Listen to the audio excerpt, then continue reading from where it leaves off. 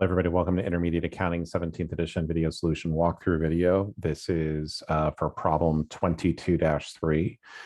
Intermediate Accounting 17th edition textbook authors are Don Kiso, Jerry Weingant, and Terry Warfield. The question used in the presentation is copyright 2019 by John Wiley and Sons.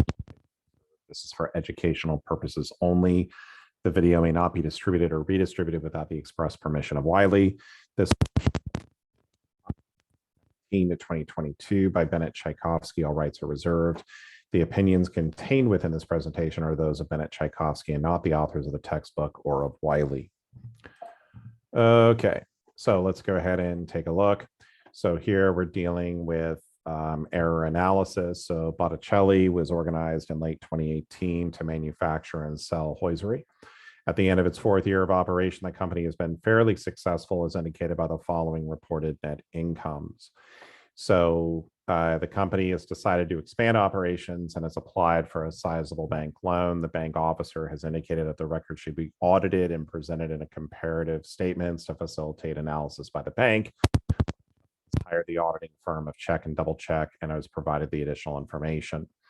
So what we see over here is we're given net income for 2018, 2019, 2020, and then 2021. And what we're really being asked to go through and do is, well, this is how it's reported.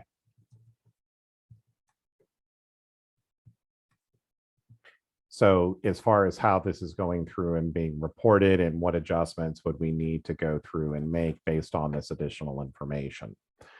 So let's go ahead and take a look at these different items. So the first one is you can kind of see an A is includes a $10,000 increase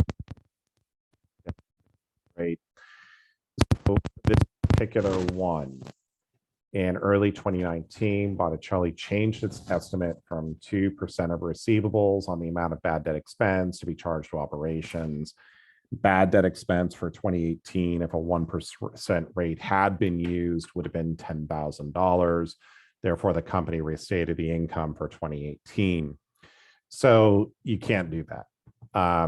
And when you use estimates for depreciation, bad debt, whatever may have you, if you're using an estimate, it is what it is. We don't go back through and make a restatement. So therefore, they should not have added in 10 grand into this amount over here. Rather, so what we're going to go ahead and do is we're going to have to go through and adjust that. In 2021, the auditor discovered that the company had changed its method of inventory pricing from life. The effect on the income statements for previous years. So LIFO to FIFO. So if we are using FIFO as we're doing in 2021, we have to show the other statements as that. So over here, if I go through and look at this, the net income unadjusted was 140, which is right up here. But had we used FIFO, it would have been 155. So this is going to add 15 grand to 2018. For 2019, this is going to add 5,000. For 2020, this is going to add 10,000. And then for 2021, it's going to reduce this amount by 16,000. Let's go ahead and take a look at the next one. In 2021, the auditor discovered that the company incorrectly overstated the ending inventory by 14,000 in 2020.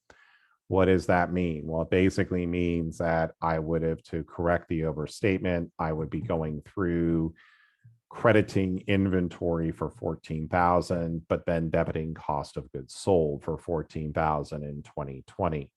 So over here, my overstatement of inventory is going to be by, so this is going to reduce my net income by 14,000 for 2020. However, if I overstated inventory for 2020, it basically means that then for 2021, it was understated. So essentially, I'm going to be going through and doing the opposite over here, which is going to be increasing my net income. And that is going to be for 2021. So as I look at this over here, let's go ahead and do this over here.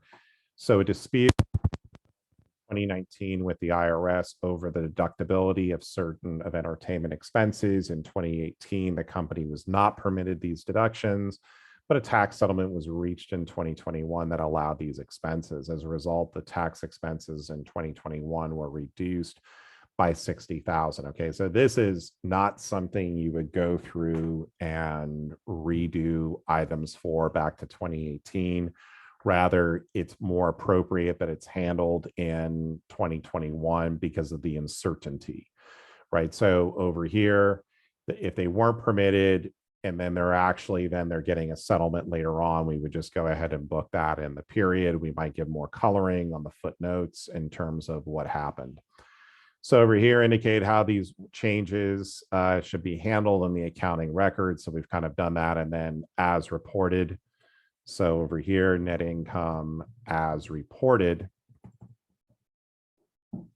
So if we look at this here, so my net income as reported for each of these years is going to be 140,000 minus the 10 plus the 15, 160 plus the 5. And then over here, 205 plus 10 minus 14. And then we've got 276 minus 16 plus 14. So that is problem 22-3. And I'm sure all of you are shocked that this didn't take me like an hour. But in any event, thank you for being with me here today. And I look forward to seeing you on the next video. Have a great day.